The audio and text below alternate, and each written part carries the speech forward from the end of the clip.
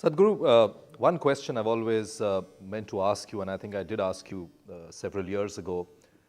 We are a very young nation. I mean, the whole world is looking at us because in demographics, we are an extremely young nation. Our workforce is extremely young. And I think one of the reasons they all look up to you or go with your teachings is because you don't come from a school of thought which says, do not do things that give you pleasure. I did not go You to any yourself, school. exactly, you yourself, for example, ride a bike and you've never propagated the fact that do not enjoy the good things of life. What would you tell, or how would you tell the youth of this country in terms of balancing that it's okay, you want to ride a bike, you want to go up, trekking, you want to party, it's all right. At the same time, keep in mind X, Y, Z. What would that message be to them? Yes, right now we are a young population. Youth simply means life in the making. They have not become completely conceited, they have not become organized, they have not become educated or inspired or anything, they are fluid. So it's a possibility. That's why we are saying youth is great, because it's a new possibility, it could go any way. But which way it goes depends on various things. If we empower our youth with inspiration, education and competence, we can see our population is a miracle.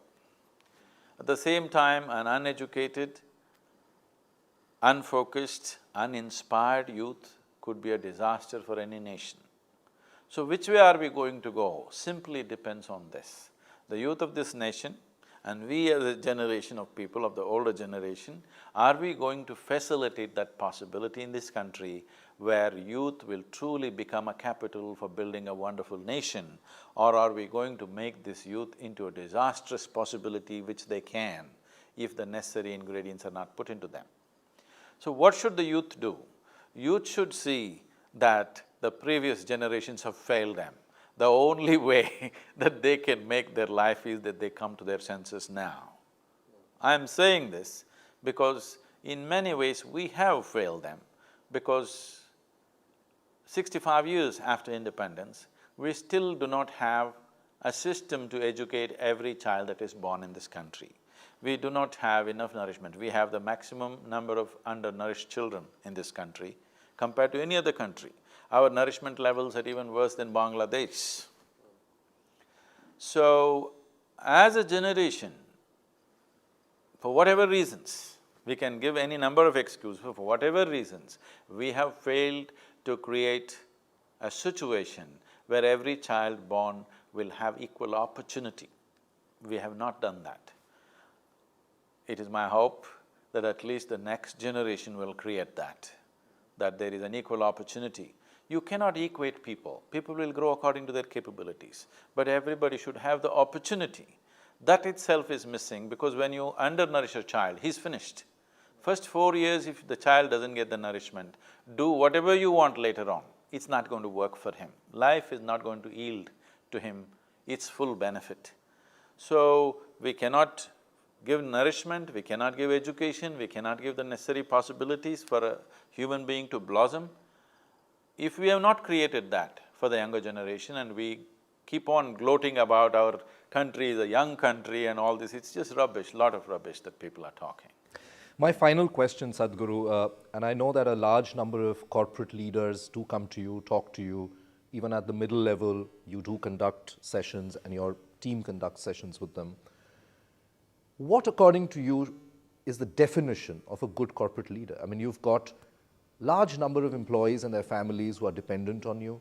At the same time, there is this constant desire to be able to meet your profit goals, and somewhere in the middle of it, things crack up and compassion goes out of the window and profits become the sole motivator. What do you advise corporate leaders?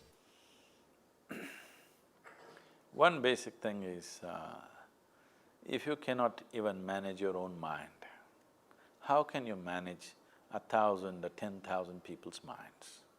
If you want your organization to move in a certain direction, in some way you should be able to manage the minds of these 1,000 people. But if you cannot even manage yours, how are you going to manage theirs?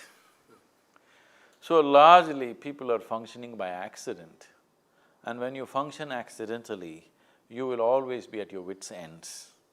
And when you are like this, you will not create the necessary… See, if you have 1,000 people who listen to what you say, if you have the necessary vision and intelligence, you can create phenomenal things out of that.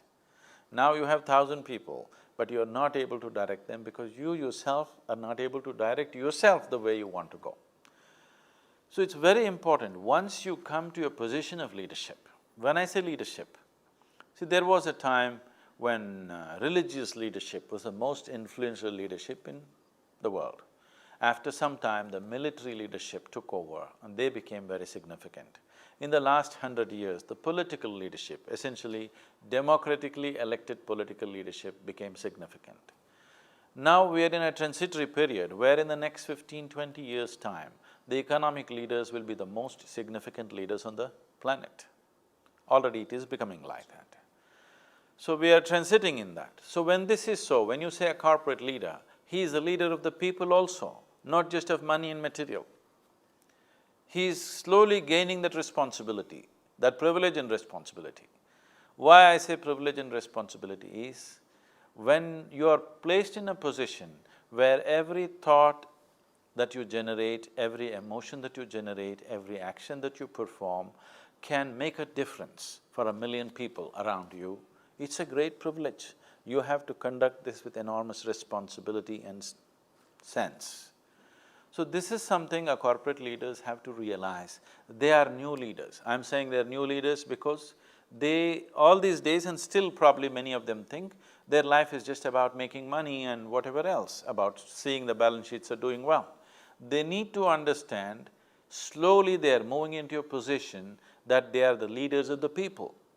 There are no other leaders left. Slowly the other leaders are just evaporating. Do you know who is the chief of army in India? You know who is the chief of army in Pakistan, but you don't know who is the chief of army in India, because it doesn't matter, isn't it? The military leadership doesn't matter anymore. There will come a time you will not know who is the prime minister of this country. You will only know who is the corporate head of this, this and this, because we are moving in that direction. So once we are moving in this direction, you have to get into the right shoes. You must understand it's not just about balance sheets and Sensex, you are heading the people in a certain direction.